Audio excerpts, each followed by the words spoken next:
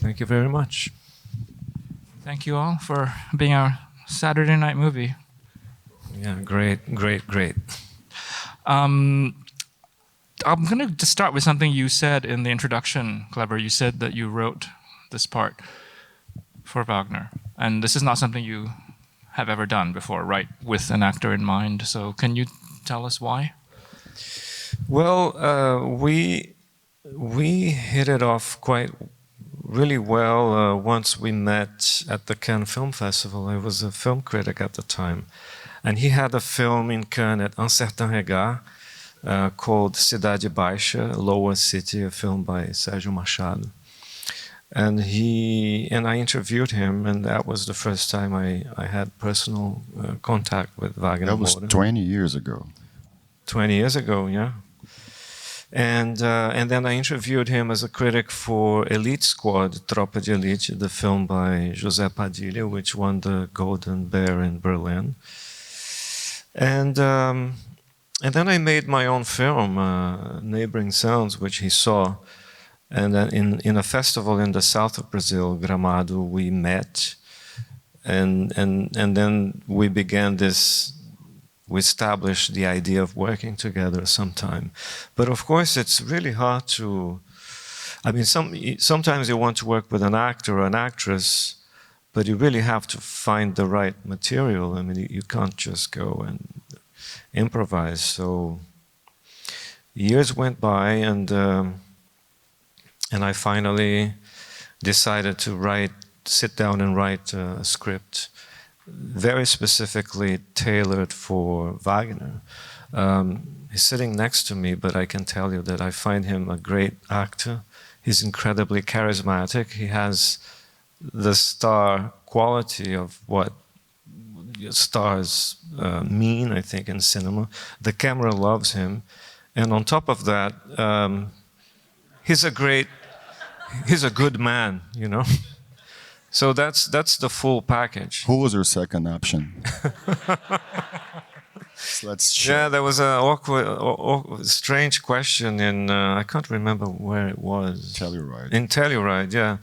The first question in the interview was, who was plan B for and I was like, Secret Agent? It was really interesting because I never had a plan B, I think. But we actually tried to work with Wagner before in Bacurau. We offered him a role and he couldn't make it because he was I was directing my own film. He was doing his own film. It's true. He would do Bacurau, but he was making Marighella, his own film. Yeah. Oh, thank you. Another thing you mentioned in the introduction, Kleber, is a film that's set in 1977, a period of your childhood, but that also is inspired by a very different moment in history. And you use the word logic. And I'm curious what you mean by, what is the logic of a time? What does that mean to you? And how do you capture that in a film? Yeah, that's a good question, because I was 9 years old in 1977, so I have some muscle memory of that time. And of course, when I think of 77 and 78, it very little is related to the military dictatorship. There is actually a very strong memory about a crisis going on in my family because my mother, Joselice, she got sick for the first time. So that was almost like, it really put it really makes me remember that time very specifically. Also because my younger uncle, Ronaldo, he took me and my brother to the cinema a crazy amount of times because he was trying to find a way of taking us out of the house. Basically, that's what was happening. So because of that, I very specifically remember 77 and 78. And when I was doing research for Pictures of Ghosts, I reconnected through newspapers and photographs to many of my own very intimate memories of that time. So that led me to writing, well, one of the reasons led me to writing The Secret Agent. But when I say logic, I mean the logic of 50 years ago is a slightly different logic from the logic we have today. In Brazil, I'm sure in the US also, some words have been, they have retired. We have retired some words. Some words don't sound acceptable today, and they were acceptable in those times. Many actions and many ways of looking at society. And then 10 years ago, with the way that the right took over in Brazil, and we left what I see as the democratic road, many things from 50 years ago came back in a very strange and unexpected way. And that's when I realized that the film I was writing about, 77, was very much about the time we were living in Brazil at the time. Happy to say that this is gone now for 3 years now. And we are back in a much better version of what I see as democracy. Still imperfect, but democracy. Say anistia. For Brazil, but maybe not for other countries. Wagner, I'm curious if you can say a bit about like your response to reading the script, and you're too young to remember 1977, I think. Oh no, I mean I was one, but but the dictatorship, we had the dictatorship from 64 to 85. But the dictatorship didn't really end in 85. The echoes of the dictatorship were still there. So I remember a lot. I remember my parents speaking really like we cannot speak this out loud. You know, things like that, and some sort of behaviors that kept going until not long ago. But what, like you mentioned Marighella, the film that I directed. So I directed a film about the leader of the armed resistance against the dictatorship in 2017. So I researched a lot about that period as well. And I have a memory of for example, that kind of shirt with buttons that my character wears, with sort of like a chest. A bare chest like that. Like that's exactly how my father used to wear his shirts, with a pack of cigarette on his left pocket. And so yeah, so there's a memory. There's a strong memory about that. All that.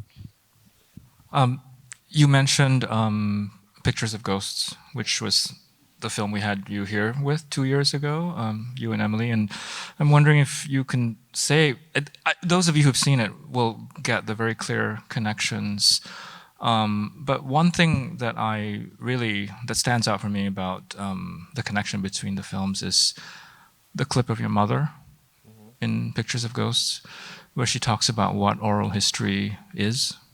Yeah. And how she says, like, you know, oral history is what's left out of history. And I think this film is about that in some ways. Thank you very much, Dennis, for that question. Yes, I'm the son of a historian, and I grew up seeing my mother come home with a box of tapes and a Panasonic tape recorder. And I think there is a lot of her work, or the logic of what she did in the film, because a lot of important information in the film comes from tapes, which are analyzed in the future. It's so. I mean, I look at you here and us and this is being recorded by many devices, I can see, and also by the official camera from the New York Film Festival over there. Hi. And we are here tonight. This is September 27th, 2025. But maybe if this footage survives in 37 years, or maybe 57 years, or 62 years, this will be a document, and people in the future will try to understand what the hell we were talking about, what we were wearing, And I find this fascinating, and I really wanted this to be in the film. I wanted Wagner to play a character we would really empathize with, identify with, and then at some point we would realize that he's just a life. It's just a life that was lost many years ago, and that's how history unfolds, you know. And I find that this is something that moves me, and I really wanted to do the film using that idea, the idea of history. There are a couple of choices I wanted to hear you talk about, and also curious to hear Wagner and Emilie's perspective. One is how the film works with time. It's a film that starts in 1977. We think we're watching a period film. We think, you know, we're sort of getting immersed in this moment, and then we are taken out of it.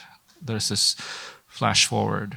I'm curious about that decision, why you did it this way instead of, you know, flashing back. I mean, there's something I think really powerful about the gesture of flashing forward in the film.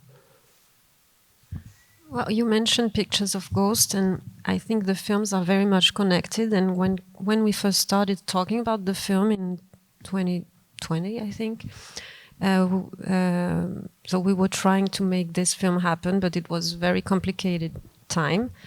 And so Kleber took the opportunity to focus on Pictures of Ghosts, and he dived into the archives to make this film. And so it really worked for him as a time machine. And the Pictures of Ghosts has a lot of this, a film about, going back and forth in time. So I think it has a lot to do with the way he wrote the script. It's very much connected. Yeah, and I think the film is a lot about memory, and it's fascinating how history can repeat itself. And when people in the crowd now, they said sem anistia, right? No amnesty is because we had a law in Brazil right after the dictatorship called the amnesty law that basically forgave torturers, killers, people that did despicable things with civilians in Brazil. And I think that movies, films, art in general, for example, when I went to school, the way I learned history was it was a very colonized way. We didn't know much about native Brazilians nor Africans that came from as enslaved people to our country. And I think that making movies is a way to bring the real thing back, or to bring a new perspective to things that people haven't seen yet. And I love the fact that Kleber chose the dictatorship, but it's not a film that the way that I did with my film, for example, which my film was about a man who was trying to overthrow the government, and this one is just about a guy who is trying to stick with his values in a place where everything around him was saying the opposite. That requires a lot of courage, and I think that right now we are having a very good. We're going through a very special moment in our democracy in Brazil, and we are all very proud of that right now. And I think about the people that decided to stick with his values when things were not going that well. By the way, the genesis of this film, I mean, Kleber and I, we've been wanting to work for a long time, but it really started back in 2018, from 2018 to 2022, where we were under a very complicated time. Yeah. Can you say a little bit about how you treat the death of the protagonist? I would imagine a different film and a different filmmaker handling it in a very different way. Yeah. Well, I actually began to write the sequence where he would be ambushed and would be killed, but I couldn't even finish because I simply did not want to shoot that sequence. I did not want that sequence to be in the film. And I think both in Pictures of Ghosts and in this film, there are many moments when time is cut. And I really think that the cutting from one shot to the next is one of the most beautiful special effects that exist, and it's really inexpensive, you know. So all you have to do is do a cut, and then you can skip, well, of course, 2001 is the classic example. You can skip many years, and there you go. You have the logic of time, but only cinema, maybe literature can do this, but cinema can do this quite effectively. And I always thought that the information should be given by the archives, you know. And in my time, I'm not exactly a historian, but I'm a trained. I studied journalism, and many times I discovered things that I found disturbing and surprising just because I found information in the archives. So for me, that's a very strong idea, which I wanted to be in the film since the script. My wonderful, amazing first assistant, Felipe Fernandes, he kept asking me in pre-production and all during the shooting, "Are you sure? Don't we have a plan B? Are you sure it's going to be like that?" I said, "Yes, I'm sure. I think it's going to work." I don't know. I think it works, but some people are.